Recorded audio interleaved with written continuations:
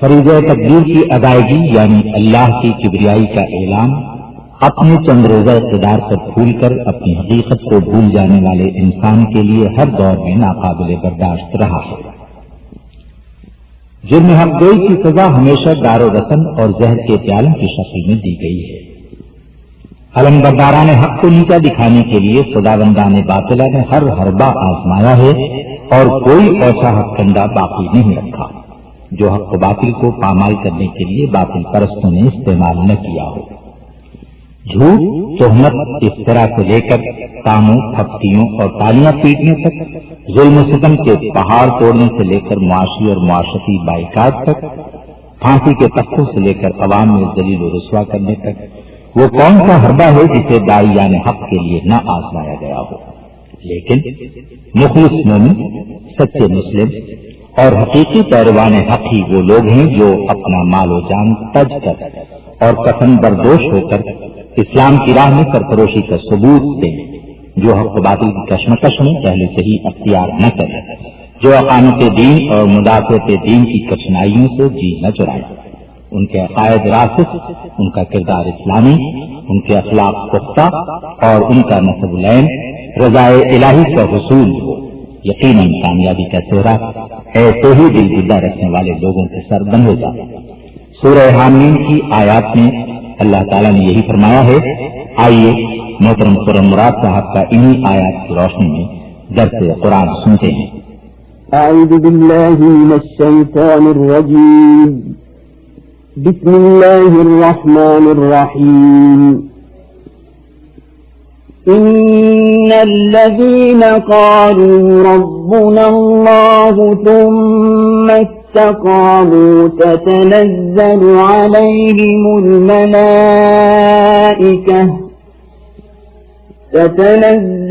عليهم الملائكة ألا تخافوا ولا تحزنوا وأبشروا بالجنة التي كنتم توعدون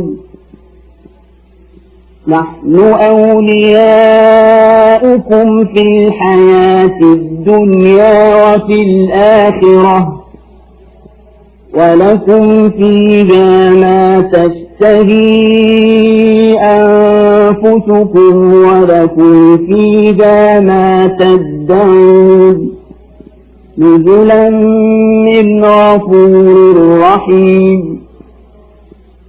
ومن أحسن قولا ممن دعا إلى الله وعمل صالحا وقال إنني من المسلمين ولا تستوي الحسنة ولا السيئة ادفع بالتي هي أحسن فإذا الذي بينك وبينه عداوة كأنه ولي حميم وما يلقاها إلا الذين صبروا وما يلقاها إلا ذو حظ عظيم وَإِمَّا يَنزَغَنَّكَ مِنَ الشَّيْطَانِ نَزْغٌ فَاسْتَعِذْ بِاللَّهِ إِنَّهُ هُوَ السَّمِيعُ الْعَلِيمُ۔ یہ آیات حامیم سجدہ 30 تا 36 ہیں۔ اب خرم مراد صاحب سے ان آیات کا مختصر درس سماعت فرمائیے۔ الحمدللہ رب العالمین والصلاة والسلام علی رسول الکریم اما بعد فاعوذ باللہ من الشیطان الرجیم بسم اللہ الرحمن الرحیم۔ برادران عزیز، یہ بات کہ اللہ ہمارا رب ہے ہر وقت ہماری زبان پر رہتی ہے۔ نماز پڑھتے ہیں تو کئی دفعہ یہی بات کہتے ہیں، دعا مانگتے ہیں تو کہتے ہیں کہ اے اللہ، اے ہمارے رب۔ کیا کبھی آپ نے سوچا کہ اللہ کو اپنا رب مان لینے کے معنی کیا ہے؟ قرآن مجید کی یہ چند آیات جو سورہ حامیم اور سجدہ میں آئی ہیں، یہی بات ہم کو بتاتی ہے۔ اللہ تعالیٰ فرماتا ہے اعوذ باللہ من الشیطان الرجیم ان الذین قالوا ربنا اللہ ثم استقاموا تتنزل علیہم الملائکۃ الا تخافوا ولا تحزنوا، بے شک جو لوگ کہتے ہیں کہ ہمارا رب اللہ ہے، پھر وہ اس کے اوپر جم جاتے ہیں، ان کے اوپر فرشتے اترتے ہیں اور کہتے ہیں کہ ڈرو مت اور نہ غم کھاؤ۔ اس میں یہ بات تو تفصیل سے اللہ تعالیٰ نے نہیں بتائی ہے کہ اللہ کو اپنا رب کہنے کے معنی کیا ہیں، لیکن جب اللہ تعالیٰ یہ فرماتا ہے کہ وہ اس پر جم گئے تو خود بخود یہ بات ہمیں معلوم ہو گئی کہ اللہ کو رب کہنے کے اندر کوئی ایسی بات ہے جس پر جمنے کی ضرورت ہے۔ تو پہلے تو ہم یہ دیکھیں کہ اللہ کو رب ماننے کے معنی کیا ہیں۔ رب کے معنی کیا ہے؟ رب کے معنی ہے جو پالنے والا ہے، پرورش کرنے والا ہے۔ اللہ تعالیٰ تو ایسا پالنے والا ہے کہ آسمان، زمین، پہاڑ، بادل، سمندر، زمین، کھیتی باڑی، سب کی قوتوں پر اس کا کنٹرول ہے، اور اس کے ذریعے گیہوں کا ایک دانہ، پانی کی ایک گھونٹ اور ساری غذا ہم تک پہنچتی ہے۔ اس کے معنی ہے کہ اللہ ہمارا صرف پالنے والا ہی نہیں ہے بلکہ وہ اس پوری کائنات کا حاکم ہے، یہاں پر اسی کا حکم چلتا ہے، ہر چیز اس کی قدرت ہے۔ اس کے معنی یہ ہے کہ ہم کو جو کچھ ملا ہے اسی کا دیا ہوا ہے، ہم اس کے غلام ہیں، ہم اس کے ملازم ہیں، وہ ہمارا مالک ہے، وہ ہمارا آقا ہے۔ اور اس کے معنی یہ بھی ہے کہ اس کے علاوہ اور کوئی نہیں ہے جس کا حکم چلتا ہو جو ہمارا آقا ہو۔ اس کے معنی ہمیں صرف اس کا کہنا ماننا چاہیے، سب سے بڑھ کر اس سے محبت کرنا چاہیے، اس کے حکم پر چلنا چاہیے، اسی سے ڈرنا چاہیے، اسی سے مانگنا چاہیے، نفع نقصان کا مالک اسی کو سمجھنا چاہیے اور کسی کو نہیں سمجھنا چاہیے۔ یہ اللہ کو رب کہنے کے معنی ہیں جو کہ رب کے لفظ کے اندر ہی ہے، موجود ہیں اور ہماری سمجھ میں آ سکتے ہیں۔ اور جب ہم اللہ کو اس طرح رب مانیں تو پھر اس پر جمنے کی ضرورت ہے۔ جمنے کی ضرورت اس لیے ہے کہ پھر اللہ کے علاوہ کسی کو اس میں شریک نہ کریں، اللہ کو چھوڑ کر کسی کا کہنا نہ مانیں، اللہ کے علاوہ کسی سے نفع نقصان کی امید نہ رکھیں، اللہ کے علاوہ کسی کے بارے میں یہ نہ سمجھیں کہ دنیا میں اس کو بھی اختیار اور حکومت حاصل ہے۔ پھر اللہ کی راہ پہ چلنے میں کوئی مصیبت پیش آئے اس سے گھبرا کے اس کا راستہ نہ چھوڑیں۔ اللہ کی راہ چھوڑنے میں کوئی ہم کو نفع ملتا ہو دنیا کا تو اس نفع کی خاطر بھی ہم اللہ کی راہ نہ چھوڑیں۔ ہر طرح ہم اسی راہ پہ جمے رہیں جو اللہ کی راہ ہے، اس میں کسی کو شریک نہ کریں، نہ ہمارا دل کسی اور کی طرف جائے، نہ زندگی کا رخ کسی اور طرف پلٹ جائے، نہ ہمارے کام ایسے ہوں جو اللہ کو ناپسند ہیں۔ یہ معنی ہے اللہ کو مالک مان لینے کے۔ دنیا کے اندر جو بھی یہ چاہے کہ ہم اس کے غلام بن جائیں، ہم اس کا انکار کر دیں۔ اس لیے اللہ پر رب ماننے کے، اللہ کو رب ماننے کے معنی یہ ہیں کہ ہم اس کے اوپر جم جائیں۔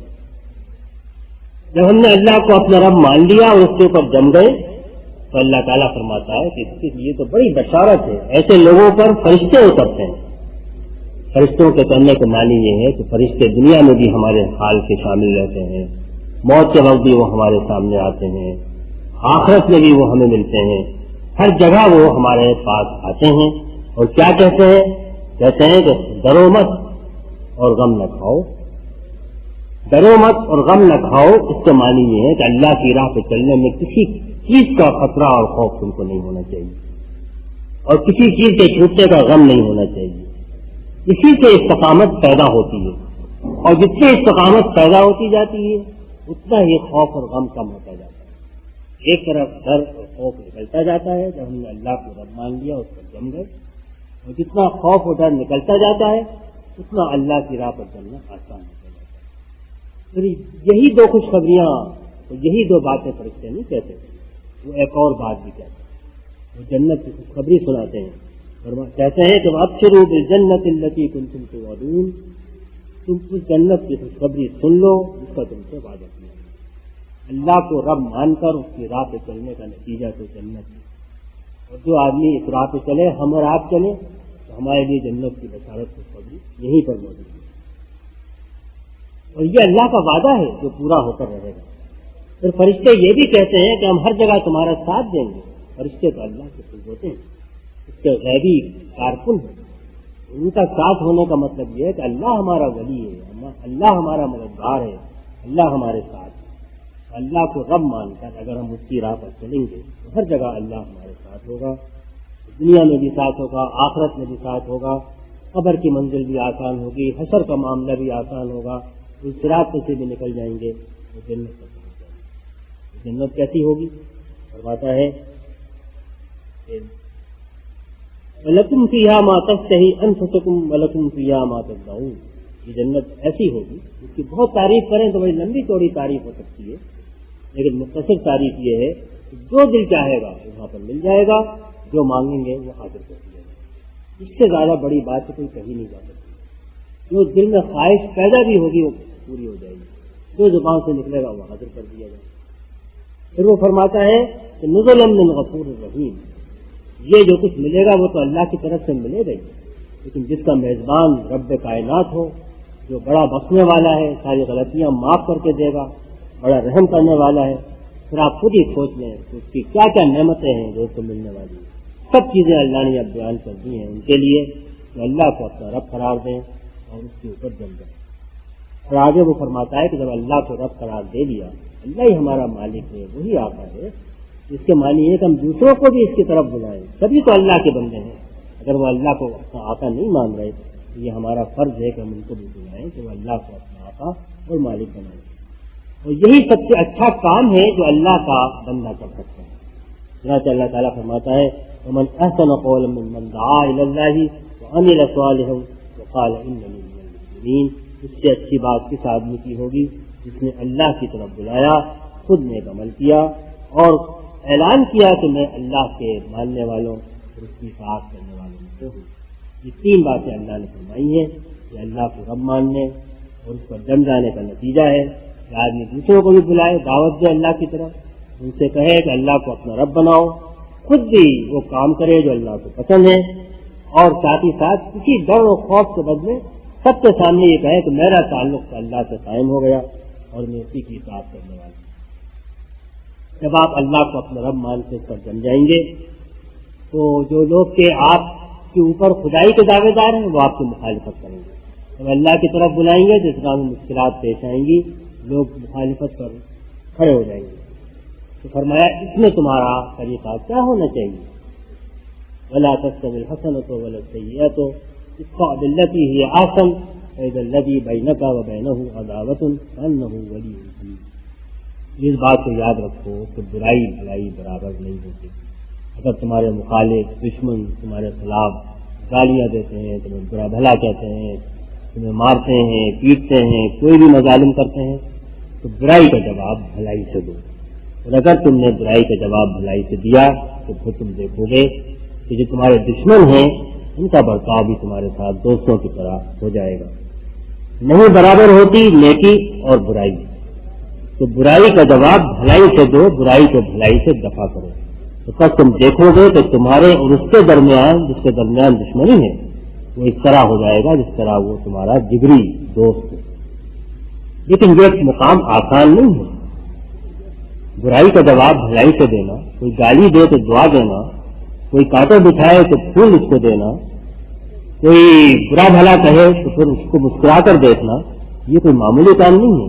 اس کے لیے بڑے صبر کی ضرورت ہے, اپنے اوپر قابو کی ضرورت ہے, اپنے کو روکنے اور باندھنے کی ضرورت ہے.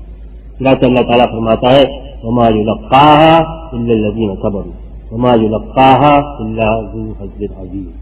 یہ صفت برائی کا جواب بھلائی سے دینے کی صفت ان کو ملتی ہے جن کے پاس سے صبر کی صفت ہوتی ہے, جو اپنے اوپر قابو رکھتے ہیں. غصہ آتا ہے تو اس پر قابو رکھتے ہیں, انتقام کا جذبہ پیدا ہوتا ہے تو اس پر قابو رکھتے ہیں, جھوٹی عام عزت کا مسئلہ پیدا ہوتا ہے تو اس پر قابو رکھتے ہیں. جن کو اپنے اوپر قابو ہوتا ہے, اللہ کی خاطر یہ سمجھتے کہ ہم اللہ کا کام کر رہے ہیں, اللہ کے سامنے ہیں, اللہ کے ہیں, ہماری عزت بھی اسی کی ہے, ذلت بھی اسی کے ہاتھ میں ہے, تو غصہ اگر ہم نے کیا وہ ناراض ہو گیا تو ہمیں کیا ملے گا؟ تو فرمایا کہ یہ دراصل انہیں کو ملتا ہے, اور جس کو یہ مل جائے تو وہ بڑی اونچی قسمت والا آدمی ہے. دنیا کے خزانے دولت قسمت نہیں ہے, اصل تو نصیب والا وہ ہے جس کو کہ یہ صبر مل جائے اور وہ اپنے اوپر اتنا قابو رکھتا ہو کہ لوگوں کی برائی کا جواب جو ہے وہ بھلائی سے دے، پھر تو دل اس کے لیے فتح ہوتے چلے جاتے ہیں. سونے چاندی کو ڈھیر تو نہیں رکھتے، لیکن لوگوں کے دل اس کے قدموں میں ڈھیر ہوتے چلے جاتے ہیں. یہ بڑے نصیب و قسمت کی بات ہے. لیکن شیطان تو ساتھ لگا ہوا ہے، اور شیطان تو وسوسے ڈالتا ہے اور کہتا ہے کہ اگر تم نے بدلہ نہیں لیا تو پھر لوگ تم کو بڑا بزدل سمجھیں گے، اور بے شمار بھلاوے دیتا ہے. اس کا علاج بھی اللہ نے بتا دیا کہ وَإِمَّا يَنزَغَنَّكَ مِنَ الشَّيْطَانِ نَزْغٌ فَاسْتَعِذْ بِاللَّهِ إِنَّهُ هُوَ السَّمِيعُ الْعَلِيمُ.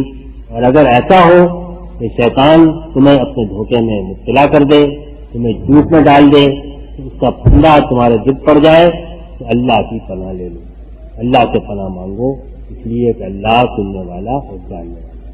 تم پناہ مانگو گے اور تمہاری پکار کو سنے گا. تم پر جو گزر رہی ہے اس کو وہ جانتا ہے، اور اس سے بڑھ کر کون پناہ دے سکتا ہے. تو اگر کوئی دل کے اندر خیال پیدا بھی ہو تو برائی کا جواب برائی سے دینا چاہیے. کسی نے پتھر مارا ہے تو لاٹھی مارنا چاہیے، کسی نے ہمارا ایک آدمی مارا ہے تو 2 آدمی مارنے چاہیے. تو اس سب کا علاج تو یہ ہے کہ اللہ کی پناہ میں آ جاؤ، جو اللہ تمہارا رب ہے اور جس کو تم نے رب مان کر اس کے مقام کے اوپر جم گئے. تو میرے بھائیوں، یہ قرآن مجید کی آیات جو ہیں یہ تو ہم کو بڑے قیمتی سبق دیتی ہیں، اور یہ بتاتی ہیں کہ ہم جو اللہ کو اپنا رب دن رات پکارتے ہیں، نماز میں پکارتے ہیں، نماز کے باہر پکارتے ہیں، سبحان ربی العظیم کہتے ہیں، سبحان ربی الاعلیٰ کہتے ہیں، اللہ ہی ہمارا رب ہے، دعا بھی مانگتے ہیں اے اللہ اے ہمارے رب. یہ صرف زبان سے کہنے کی بات نہیں ہے، اس کے لیے عمل کی ضرورت ہے، اس کے لیے جمنے کی ضرورت ہے، اس کے لیے استقامت کی ضرورت ہے. استقامت کے لیے خوف اور ڈر نکالنے کی ضرورت ہے. استقامت کے لیے دنیا کی چیزیں نکل جائیں، اس پر حسرت اور غم سے اپنے آپ کو نجات دلانے کی ضرورت ہے. اور اگر ایک دفعہ ہم اللہ کے ایک مقام پر جم گئے تو خوف اور ڈر بھی رخصت ہوتا جائے گا دنیا کا، اور ہم تو دنیا میں بالکل نڈر ہو بے خوف زندگی گزاریں گے، اور کوئی غم پریشانی ہماری جان کو لاحق نہیں ہوگی. فرشتے ہمارے ساتھ ہوں گے، دنیا میں بھی ہوں گے، آخرت میں ہوں گے، اور وہ جنت جہاں ہماری ہر خواہش پوری ہوگی وہ ہم کو مل جائے گی. تو میرے بھائیوں، ایک تو اللہ کو رب کہنا، اس پر جم ڈالا، اس بات کو یاد رکھیے. اور دوسری بات یہ کہ پھر اس کا یہ بھی جب اللہ کو رب مان لیا تو اللہ کے دوسرے بندوں کو بھی بلائیے، وہ بھی اللہ کو اپنا رب مانے، وہ بھی اللہ کی راہ پہ چلے. خود بھی نیک عمل کیجیے، ان کو بھی دعوت دیجیے. اور اگر اس راہ میں کوئی مشکلات پیش آئے تو کوشش کیجیے کہ جو آپ کے ساتھ برائی کرے، مخالفت کرے، آپ مسکرا کے اچھی بات کر کے اس کا مقابلہ کریں. آپ دیکھیں گے کہ دنیا کے لوگوں کے دل آپ کے لیے فتح ہوتے جائیں گے، لوگ آپ کے قدموں پہ آگے گرتے جائیں گے. اللہ کا دین غالب ہوگا، اللہ کا دین قائم ہوگا، دنیا پر صرف اللہ کی حکومت قائم ہو جائے گی. یہی اس کا راستہ ہے. اللہ مجھے اور آپ کو سب کو اس پر عمل کی توفیق عطا فرمائے. وآخر دعوانا ان الحمدللہ رب العالمین. اب اس حصے کی ایک ایک آیت ترجمے کے ساتھ سنیے. پہلے سید ابو اعلیٰ مودودی رحمۃ اللہ علیہ کا ترجمہ پڑھا گیا ہے، اور اس کے بعد شاہ الہند محمود الحسن کا. بسم اللہ الرحمن الرحیم. اللہ کے نام سے جو بے انتہا مہربان اور رحم فرمانے والا. شروع اللہ کے نام سے جو بے حد مہربان نہایت رحم والا ہے. إن الذين قالوا ربنا الله ثم استقاموا تتنزل عليهم الملائكة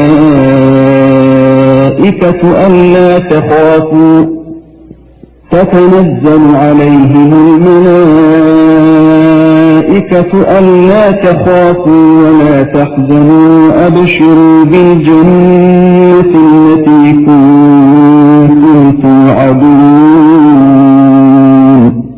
جن لوگوں نے کہا کہ اللہ ہمارا رب ہے اور پھر وہ اس پر ثابت قدم رہے، یقیناً ان پر فرشتے نازل ہوتے ہیں اور ان سے کہتے ہیں کہ نہ ڈرو نہ غم کرو اور خوش ہو جاؤ اس جنت کی بشارت سے جس کا تم سے وعدہ کیا گیا ہے.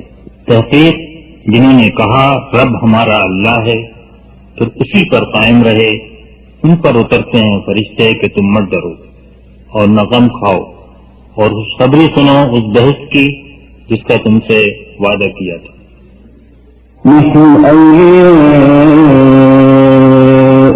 في الحياة الدنيا وفي الآخرة ولكم فيها ما تشتهي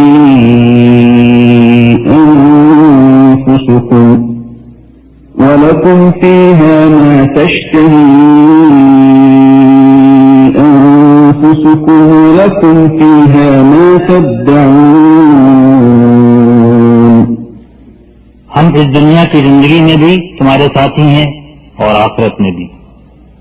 وہاں جو کچھ تم چاہو گے تمہیں ملے گا، اور ہر چیز جس کی تم تمنا کرو گے وہ تمہاری ہوگی. ہم ہیں تمہارے رفیق دنیا میں اور آخرت میں، اور تمہارے لیے وہاں ہے جو چاہے چیز تمہارا، اور تمہارے لیے وہاں ہے جو کچھ مانگو. نزلا من غفور رحيم. یہ ہے سامان ضیافت اس ہستی کی طرف سے جو غفور رحیم ہے، مہمانی ہے اس بخشنے والے مہربان کی طرف سے. ومن أحسن قولا ممن دعا إلى الله وعمل صالحا وقال إنني من المسلمين. اور اس شخص کی بات سے اچھی بات اور کس کی ہوگی جس نے اللہ کی طرف بلایا اور نیک عمل کیا اور کہا کہ میں مسلمان ہوں. اور اس سے بہتر کس کی بات جس نے بلایا اللہ کی طرف اور کیا نیک کام اور کہا میں حکم بردار ہوں. ولا تستوي الحسنة ولا السيئة ادفع بالتي هي أحسن فإذا الذي بينك وبينه عداوة كأنه ولي حميم. اور اے نبی، نیکی اور بدی یکساں نہیں ہے. تم بدی کو اس نیکی سے دفع کرو جو بہترین ہے. تم دیکھو گے کہ تمہارے ساتھ جس کی عداوت پڑی ہوئی تھی وہ جگری دوست بن گیا. برابر نہیں نیکی اور نہ بدی. جواب میں وہ کہہ جو اس سے بہتر ہو. پھر تو دیکھ لے کہ تجھ میں اور جس میں دشمنی تھی گویا دوستدار ہے قرابت والا. وما يلقاها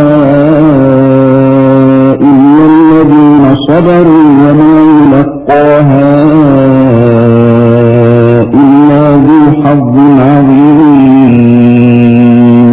یہ صفت نصیب نہیں ہوتی مگر ان لوگوں کو جو صبر کرتے ہیں، اور یہ مقام حاصل نہیں ہوتا مگر ان لوگوں کو جو بڑے نصیبے والے ہیں. اور یہ بات ملتی ہے انہی کو جو سہار رکھتے ہیں، اور یہ بات ملتی ہے اسی کو جس کی بڑی قسمت ہے. وَإِمَّا يَنزَغَنَّكَ مِنَ الشَّيْطَانِ نَزْغٌ فَاسْتَعِذْ بِاللَّهِ إِنَّهُ هُوَ السَّمِيعُ الْعَلِيمُ. اور اگر تم شیطان کی طرف سے کوئی اکساہٹ محسوس کرو تو اللہ کی پناہ مانگو، وہ سب کچھ سنتا اور جانتا ہے. اور جو کبھی چوک لگے تجھ کو شیطان کے چوک لگانے سے تو پناہ پکڑ اللہ کی، بے شک وہی ہے سننے والا جاننے والا.